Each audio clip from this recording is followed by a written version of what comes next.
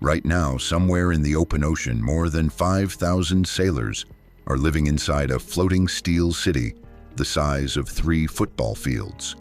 Aboard the USS Gerald R. Ford, crews consume nearly 17,000 meals every day, sleep in tightly packed metal bunks stacked 3 levels high, and often share just a few showers with dozens of other sailors. This massive warship costs around $13 billion, carries more than 75 aircraft, and has the power to strike targets over 1,000 miles away. But there's one side of carrier life most people never think about. How do you feed, house, and maintain an entire floating city that never stops moving, can remain at sea for months, and operates under constant military pressure? The answer is far more intense than most people imagine. These are not luxury cruise ships. There are no spacious private rooms, no gourmet dining halls, and almost no personal space. During a 6-month deployment, daily life aboard an aircraft carrier revolves around 3 basic human needs: eating, sleeping, and staying clean. And on a ship where even a small mistake can cost lives, those ordinary routines become carefully organized military operations. From waking up inside coffin-sized bunks to grabbing a late-night meal after hours of exhausting work, life aboard a carrier is unlike anything experienced on land. Over decades, the United States Navy has refined this system into something extraordinary, a self-contained world built to survive and operate anywhere on Earth. Feeding 5,000 sailors. The massive operation. Let's begin with one of the biggest challenges aboard an aircraft carrier. How do you feed 5,000 people 3 meals a day, while floating in the middle of the ocean with no stores, no restaurants, and no resupply for hundreds of miles? The answer comes down to military-level organization and enormous scale. On a modern carrier like the USS Gerald R. Ford, the culinary department prepares as many as 17,300 meals every single day. That includes breakfast, lunch, dinner, and special midnight rations for sailors working overnight shifts. Because the ship never stops operating, the kitchens never stop either. Carrier life runs 24 hours a day, 7 days a week. To support that non-stop schedule, the United States Navy assigns between 93 and 114 trained culinary specialists aboard the ship. These are not ordinary cooks. They receive intensive training at the Navy Culinary School in Fort Lee, Virginia, learning everything from advanced food preparation to operating massive industrial kitchen equipment. Once deployed, many work shifts lasting 12 to 16 hours in extremely hot conditions, sometimes in temperatures above 135 degrees Fahrenheit. And the numbers behind the operation are staggering. In a single day, the crew can consume around 1,600 pounds of chicken, 350 pounds of lettuce, 160 gallons of milk, dozens of cereal cases, and nearly 20,000 cups of coffee. That's only one day. Over a standard 6-month deployment, the ship processes millions of pounds of food. The cost is just as massive. The daily food budget aboard the USS Gerald R. Ford is estimated between $45,000 and $65,000 per day, well over $1 million every month simply to feed the crew. And unlike restaurants on land, carriers cannot quickly restock supplies whenever something runs low. Every 7 to 10 days, large supply ships sail alongside the carrier while both vessels remain in motion. During these dangerous underway replenishment operations, crews transfer between 400,000 and 700,000 pounds of food using cable systems stretched between the ships. Everything must be perfectly coordinated. Nutrition is also carefully controlled. Male sailors are typically allocated around 2,850 calories per day, while female sailors receive approximately 2,100 calories. Menus rotate every few weeks to prevent fatigue from repetitive meals. And culinary specialists also try to accommodate allergies, religious dietary needs, and personal food preferences whenever possible. So what does eating aboard a carrier actually feel like? Imagine long cafeteria lines stretching across multiple decks. Breakfast usually begins around 6 a.m. Sailors collect trays and utensils, check menu boards, and move through serving lines cafeteria style. Some mornings include donuts or sweet rolls, but popular items disappear quickly. First come, first served. Dining areas are also divided by rank. Enlisted sailors eat in large mess halls that resemble crowded school cafeterias. Officers dine in separate wardrooms with more formal settings and slightly better meals. Senior officers often have private dining areas with white tablecloths and upgraded service. Even mealtime reflects the Navy's hierarchy, but there are also moments designed to boost morale. Once each month, sailors celebrating birthdays may receive a special meal experience. Tables are prepared with white tablecloths. Soft music plays in the background, and meals may include lobster or prime rib, along with non-alcoholic drinks served in formal glasses. For sailors spending months away from home, small moments like that matter enormously. As one Navy chief once explained, everything in life revolves around food. Of course, carrier life comes with constant interruptions. Emergency drills and battle stations can happen without warning. A sailor standing in line for food may suddenly hear an alarm, abandon the meal entirely, and sprint directly to a duty station. Depending on operational tempo, another chance to eat might not come for 7 or 8 hours. Then there's the issue of waste.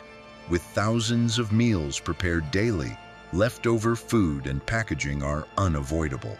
Every scrap must be processed according to strict Navy environmental rules. Much of the waste is compacted and disposed of only in approved ocean disposal zones under regulated procedures. Despite all the challenges, food quality aboard carriers has improved dramatically over the years. Older sailors from the 1970s and 1980s often describe terrible meals and so-called mystery meat. Today's culinary teams take real pride in their work, and many sailors say carrier food is surprisingly good, especially compared to field rations used by troops in combat zones. Sleeping in steel coffins. Now let's talk about where sailors sleep after exhausting days aboard an aircraft carrier. Forget the idea of comfortable bedrooms or spacious bunks.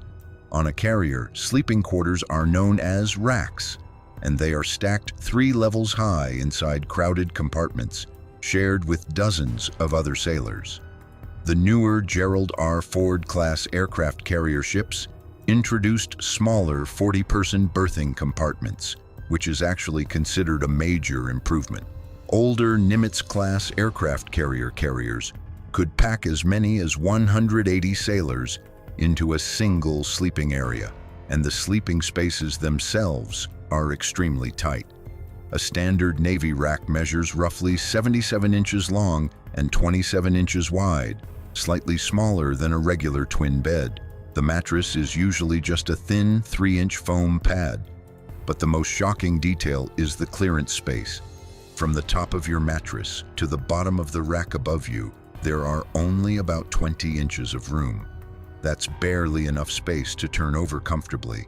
Sailors assigned to the lower and middle racks often call them coffin lockers, because sleeping inside feels more like lying inside a narrow metal tube than a normal bed. Storage space is just as limited. Each sailor receives a small storage compartment and a narrow upright locker measuring roughly 10 by 22 by 41 inches. Everything needed for a 6-month deployment, clothes, personal items, gear, and essentials, must fit inside that tiny space. Most sailors quickly learn how to live with only the bare essentials. The berthing compartments themselves are located deep inside the ship, far below the flight deck. Many sailors can go weeks without seeing natural sunlight. They wake up under artificial lighting. They work under artificial lighting. and they fall asleep under artificial lighting. Over time, that environment can become mentally exhausting and deeply disorienting. And then there's the noise. Aircraft carriers operate non-stop, 24 hours a day. Fighter jets launch and land continuously above the berthing decks. Engines hum through the ship day and night. Metal doors slam shut. Boots echo through narrow passageways. One Navy veteran described the sound of aircraft landing overhead as unbelievably loud, and that came from someone who worked daily on the flight deck. To cope, sailors rely heavily on earplugs and sleep masks. Many also hang curtains around their racks to create at least a small sense of privacy while blocking light and reducing noise. On the newer Gerald R. Ford-class aircraft carrier ships, privacy curtains are standard issue, offering sailors a little more comfort in an otherwise crowded environment. Shift schedules make things even harder. Carrier crews work rotating shifts around the clock, meaning sleep schedules constantly change. A sailor may work daytime hours one week and overnight shifts the next. The body rarely gets a chance to fully adjust. Combine that with deployment stress, separation from family, and non-stop operational demands, and sleep deprivation becomes a very real issue aboard the ship. There are a few small comforts. Most berthing areas include a compact common space with a television connected to satellite channels, allowing sailors to watch sports, movies, or news during limited downtime. The newer Gerald R. Ford-class aircraft carrier ships also added Wi-Fi-enabled lounges near sleeping areas, something older carriers never had. Officers, as expected, receive better accommodations. Junior officers usually share staterooms with 1 to 5 roommates depending on rank. Higher-ranking officers often share with only one other person, while senior officers and the ship's commanding officer receive private rooms with desks, private bathrooms, and noticeably more living space. By civilian standards, those rooms are still compact, but compared to enlisted berthing, they feel almost luxurious. One major improvement introduced on the newer Ford-class carriers is the move away from massive 180-person sleeping compartments. Smaller 40-person berthing units reduce noise, decrease foot traffic, and give sailors a slightly better quality of life during long deployments. Each of these smaller berthing areas also includes its own attached shower and bathroom facilities, something older carriers often lacked. Showering and staying clean. Staying clean aboard an aircraft carrier is much harder than most people expect. Let's begin with the basics. In the United States Navy, bathrooms are called heads, a naval term dating back centuries to the age of sailing ships, when the restroom area was located near the front or head of the vessel. Inside a typical enlisted berthing compartment, around 80 to 100 sailors may share only 3 to 4 showers, 3 to 4 toilets, and a few urinals. And on newer carriers, things work a little differently. The latest Gerald R. Ford-class aircraft carrier ships, including the USS Gerald R. Ford, were designed with fully gender-neutral bathroom layouts. There are no traditional wall-mounted urinals at all. Instead, every bathroom uses seated toilets exclusively. The Navy chose this design to make berthing assignments more flexible. If the crew structure changes during deployment, male and female berthing spaces can be reassigned quickly without major renovations. Not everyone agrees with the approach. Some critics argue that seated toilets occupy more space and can become less sanitary in heavily used environments. Even so, Navy planners believe the added flexibility is worth the trade-off. The plumbing system itself is also highly unusual. Like commercial aircraft, the carrier uses a vacuum-powered waste system. Every flush creates strong suction that pulls waste through a large network of pipes running throughout the ship. It's efficient, but it also has a reputation for clogging. And when the system fails, it becomes a major problem. Since entering service, the USS Gerald R. Ford has dealt with recurring plumbing issues. Reports indicate the carrier experiences multiple major clogging incidents almost every day. When one section blocks up, several bathrooms can become unusable at once. Repairs may take anywhere from 30 minutes to several hours, forcing sailors to search for working facilities elsewhere on the ship, sometimes several decks away. The causes are often surprisingly simple. Sailors flushing unauthorized items such as shirts, wipes, mop heads, and other debris have repeatedly damaged the system. Investigations also found that some pipe sections aboard the carrier were undersized, creating additional strain on the plumbing network. For severe blockages, the Navy sometimes performs what is known as an acid flush, a large-scale chemical cleaning procedure that can reportedly cost hundreds of thousands of dollars each time. Yes, hundreds of thousands of dollars just to restore the ship's toilet system. When plumbing problems become severe during deployment, conditions can get extremely frustrating. Some reports have described sailors improvising with industrial sinks, bottles, or other temporary methods while waiting for repairs. Female sailors have reportedly faced even greater difficulties, especially during extended outages. Now let's move to showers. Freshwater may seem unlimited aboard a nuclear-powered carrier, but it is still treated as a critical resource. Even with advanced desalination systems, converting seawater into usable fresh water, conservation remains extremely important. That's why sailors are trained to take what's known as a Navy shower. The process is simple. Turn the water on briefly to get wet. Turn it off completely, soap up quickly. Then turn the water back on just long enough to rinse. That's it. A proper Navy shower uses roughly 11 liters, or about 3 gallons of water. By comparison, a normal civilian shower can consume around 60 gallons.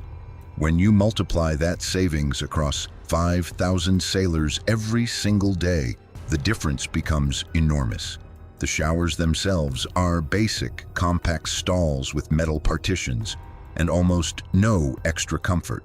Sailors are expected to get in, clean up quickly, and move on. During busy periods, especially after major shift changes, long lines often form as dozens of exhausted sailors attempt to shower at the same time.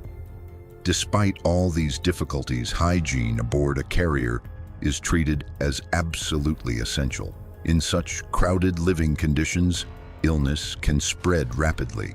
A single outbreak of flu or a stomach virus could impact dozens of crew members and potentially affect the ship's mission readiness. That's why cleanliness aboard an aircraft carrier is not considered a luxury. It's considered an operational necessity.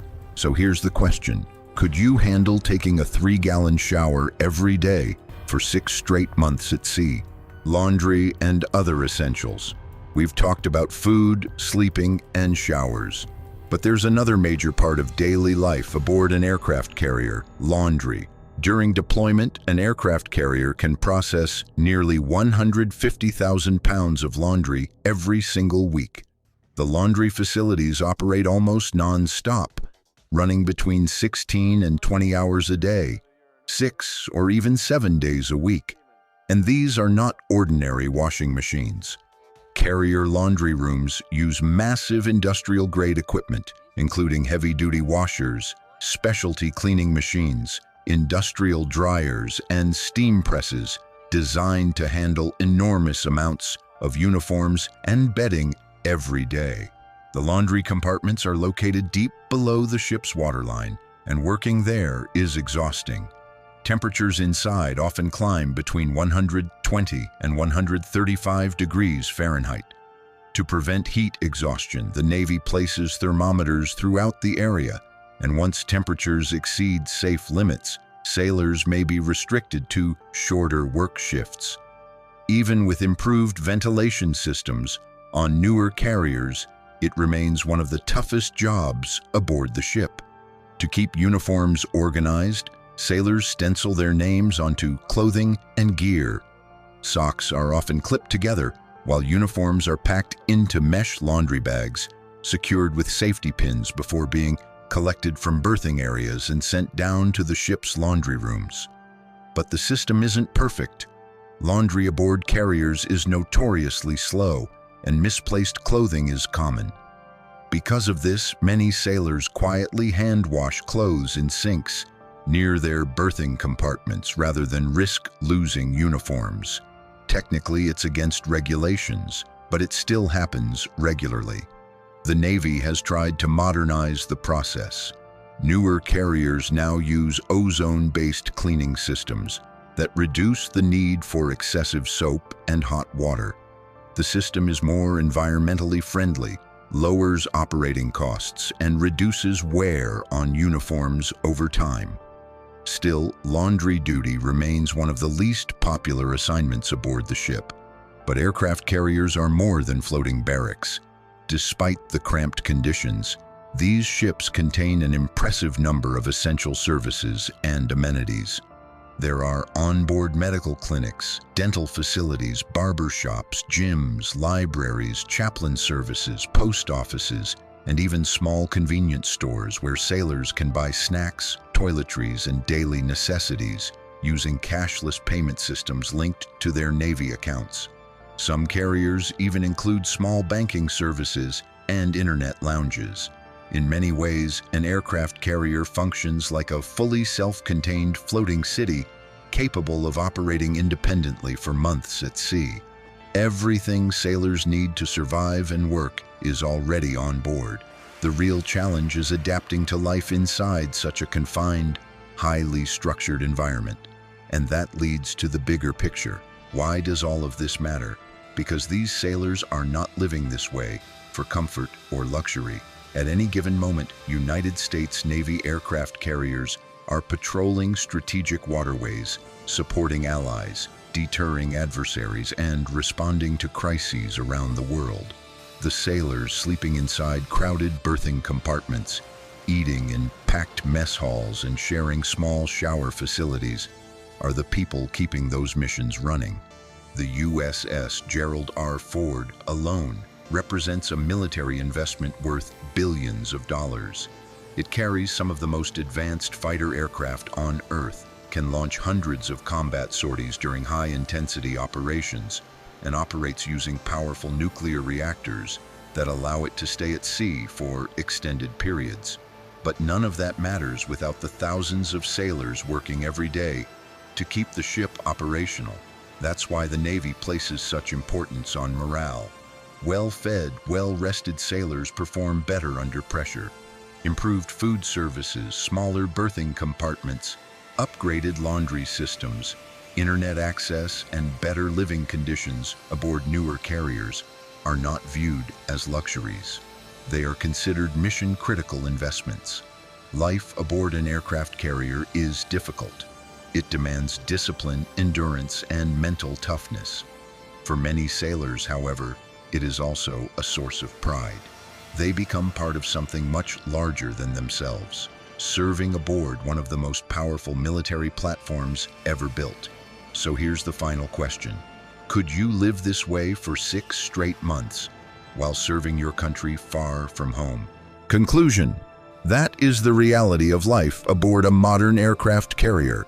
Thousands of meals prepared every day. Sailors sleeping in narrow steel racks stacked 3 levels high. Shared bathrooms, crowded living spaces, non-stop work schedules, and constant operations at sea. It may not be glamorous, but it is what keeps the world's most powerful Navy operating around the clock. And for the sailors who live it every day, it becomes more than a job. It becomes a mission.